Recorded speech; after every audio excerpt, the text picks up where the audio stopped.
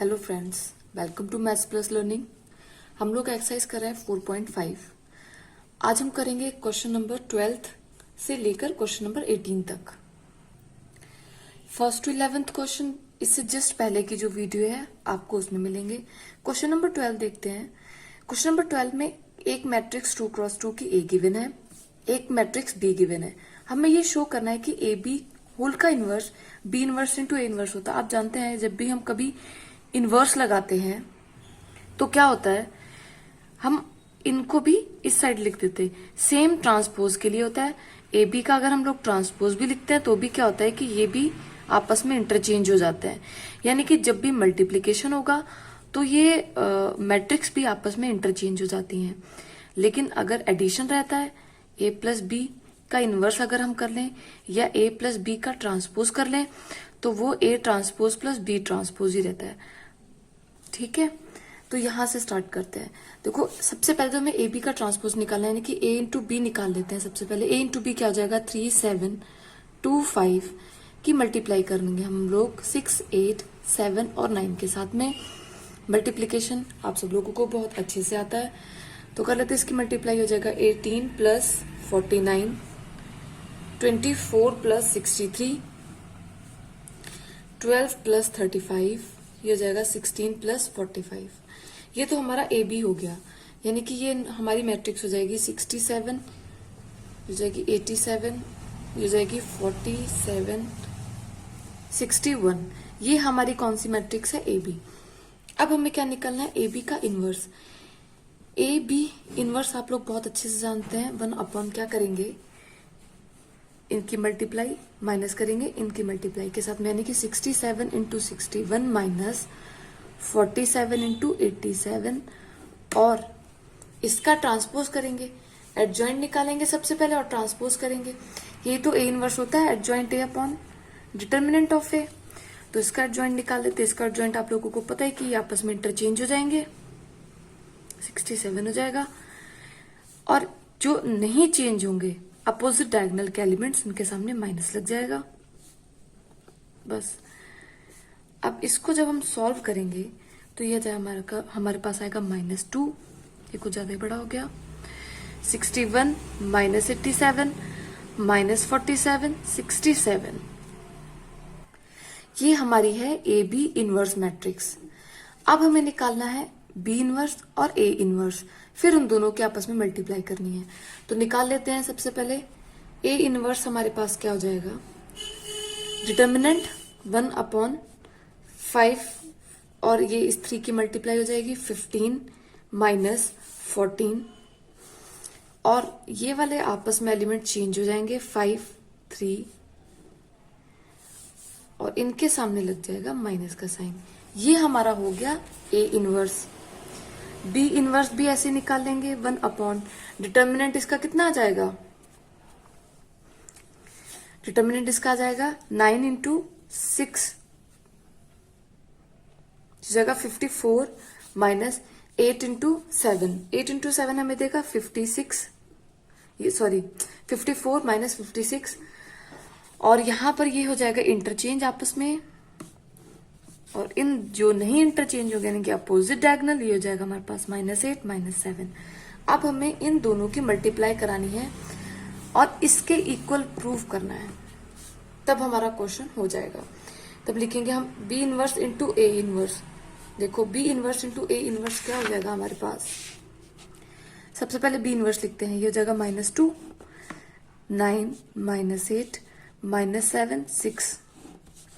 इसकी मल्टीप्लाई करनी है हम लोगों को इसके साथ 1 अपॉन 1 5 -7 -2 और 3 के साथ में।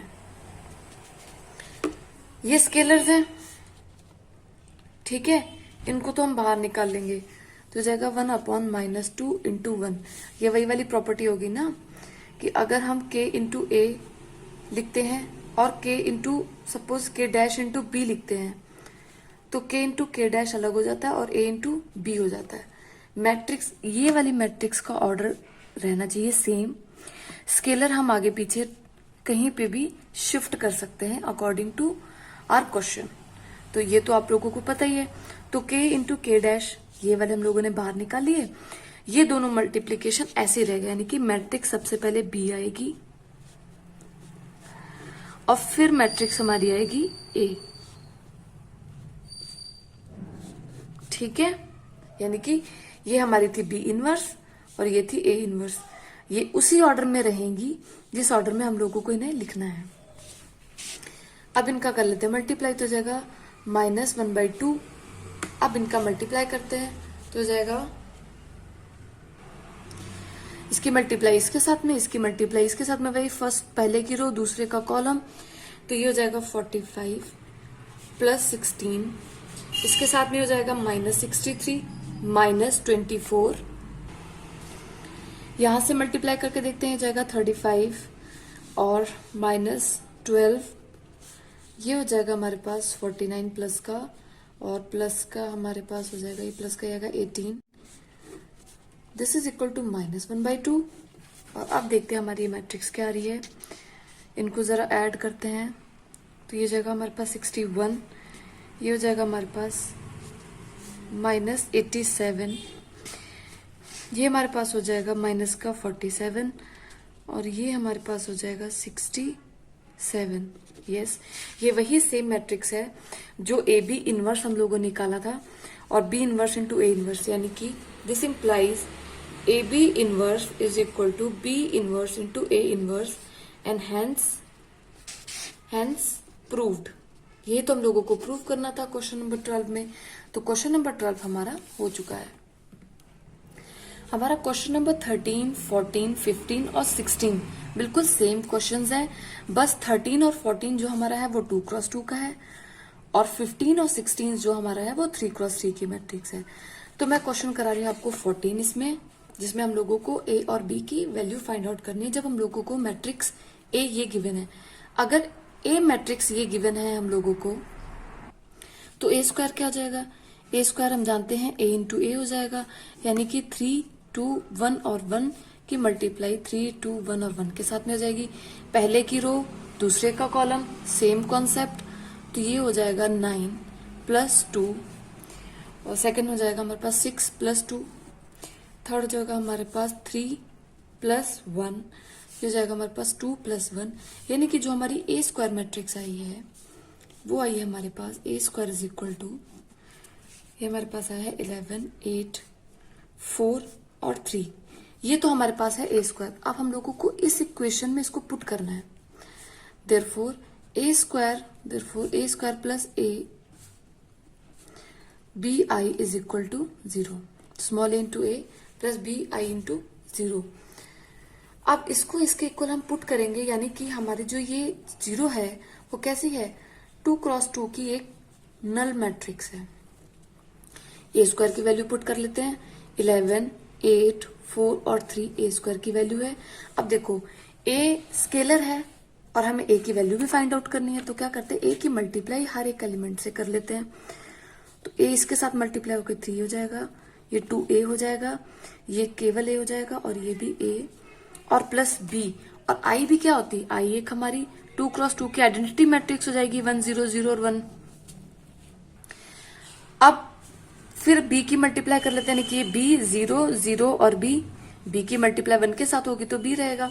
ये हमारा किसके इक्वल है, 0, 0, 0 और 0, यानी कि एक नल मैट्रिक्स के इक्वल है।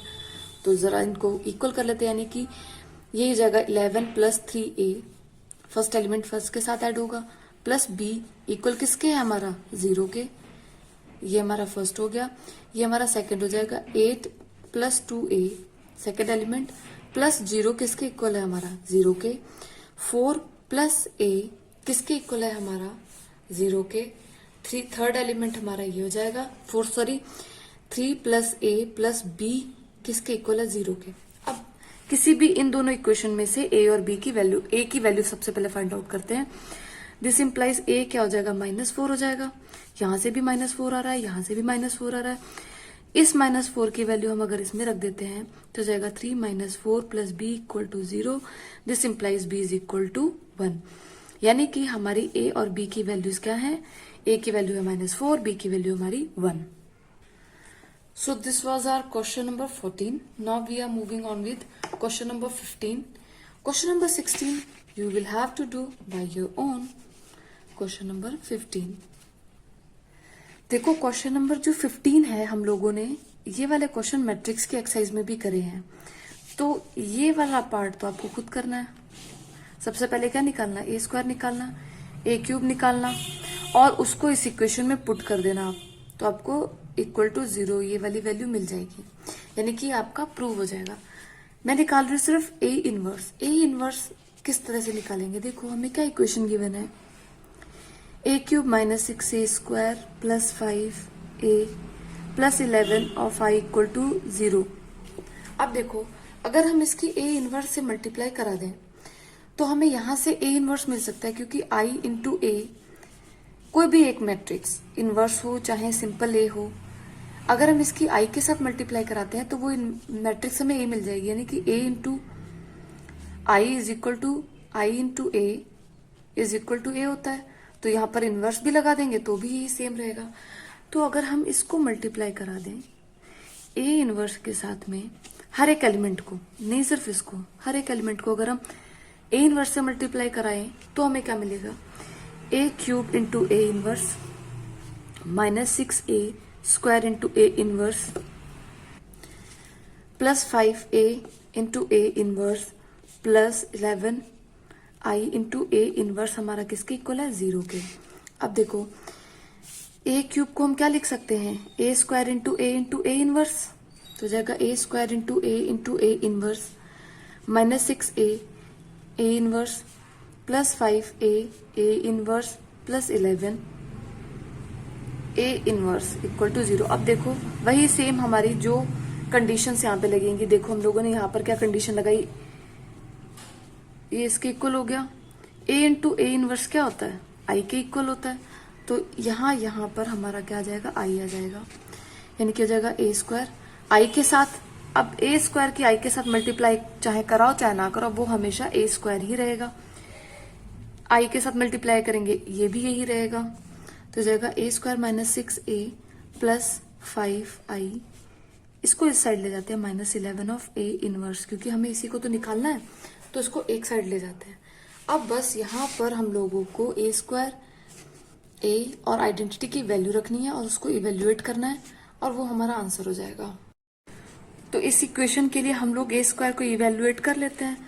तो ए स्क्वायर के लिए क्या हो जाएगा, 1 1 1 1 2 माइनस 3 2 माइनस 1 और 3 की मल्टीप्लाई फिर से इसके साथ हो जाएगी, 2 माइनस 1 और 3 के साथ में. तो देखते हैं ए स्क्वायर हमारा क्या आता है, ये मर्ज हो जाएगा ए स्क्वायर, पहले की रो दूसरे का कॉलम, यही हम लोग इसी तरह से मल्टीप्लाई करते हैं. तो करते हैं इवेल्युएट, तो ये हो जाएगा हमारे पास 1 प्लस 2, ये हो जाएगा हमारे पास 1 प्लस 2 माइनस 1, ये हो जाएगा 1 माइनस 3 और प्लस का 3, ये हो जाएगा हमारे पास 1 प्लस 2 माइनस 6, ये हो जाएगा हमारे पास 1 प्लस 4 प्लस 3, ये होगा हमारे पास 1 माइनस 6 माइनस 9, ये हो जाएगा 2 माइनस 1 प्लस 6, ये हो जाएगा 2 माइनस 2 प्लस 3, ये हो जाएगा हमारे पास 2 प्लस 3 और प्लस हमारे पास 9, यानी कि हमारे पास ए स्क्वायर क्या आएगा, नेक्स्ट पेज पे लिखते हैं. ए स्क्वायर की वैल्यू हमारे पास हो जाएगी 4 2 1 3 माइनस 3 8 माइनस 14, हो जाएगा 7 माइनस 3 और ये हो जाएगा हमारे पास 17,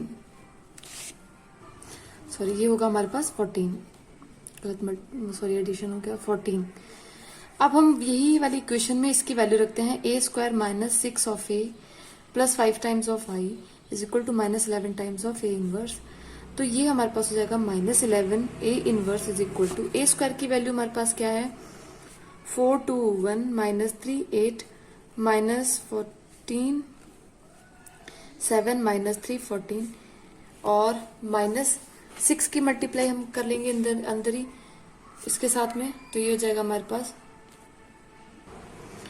6 की मल्टीप्लाई हम करेंगे इस ए के साथ में, और माइनस की भी साथ में ही कर देते हैं, ये वाला माइनस, यानी कि -6 की मल्टीप्लाई हम ए के साथ में कर देते हैं, तो हो जाएगा -6 -6 उसके बाद में ना एडिशन थोड़ा सा इजी रहेगा, हो जाएगा -6 -12 18, ये हो जाएगा हमारे पास -12 6 और -18, ये हमारे पास हो गया 6 है, और 5 टाइम्स ऑफ 5 यानी कि 5 0 0 0 5 0 0 0 और 5। बस अब इसको हम लोग एक बार सॉल्व कर लेते हैं।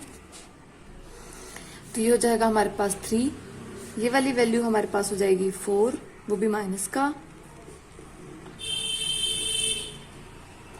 ये हो जाएगा हमारे पास -5, ये वाली वैल्यू हो जाएगी हमारे पास -9, ये हो जाएगी 1, यहां से 5 8 और 5 13 और -12, ये वाली हमारे पास वैल्यू हो जाएगी प्लस का 4, ये वाली वैल्यू हमारे पास हो जाएगी -5, देखो ना ये 7 है, -12 है और ये 0 है, ये वाली वैल्यू हो जाएगी हमारे पास 3, और ये वाली वैल्यू जो हमारे पास प्लस का 1, और ये किसके इक्वल है -11 ऑफ ए इनवर्स, तो ए इनवर्स क्या हो जाएगा 1/11, और ये जो माइनस है उसकी अंदर हम हर एक एलिमेंट से मल्टीप्लाई करा देंगे, क्योंकि ये तो रूल होता है ना हमारा कि के को अगर हम कोई स्केलर है माइनस प्लस एनीथिंग फ्रैक्शन है, वो कोई भी माइनस प्लस है, उसकी वैल्यू हर एक एलिमेंट से होती है, लेकिन वहीं पर डिटर्मिनेंट के साथ क्या होता है कि सिर्फ या तो एक रो में होगा, चाहे फर्स्ट रो से करा लो, चाहे सेकंड रो से करा लो, चाहे थर्ड रो से करा लो, चाहे फर्स्ट कॉलम सेकंड कॉलम या थर्ड कॉलम। तो के की मल्टीप्लाई क्योंकि ये मैट्रिक्स है तो हर किसी के साथ होगी, तो हो जाएगा -3 4 5 9 1, मतलब ये जो साइन है अपोजिट हो जाएंगे इसके, -4 5 -3 और -1, ये हमारा है ए इनवर्स।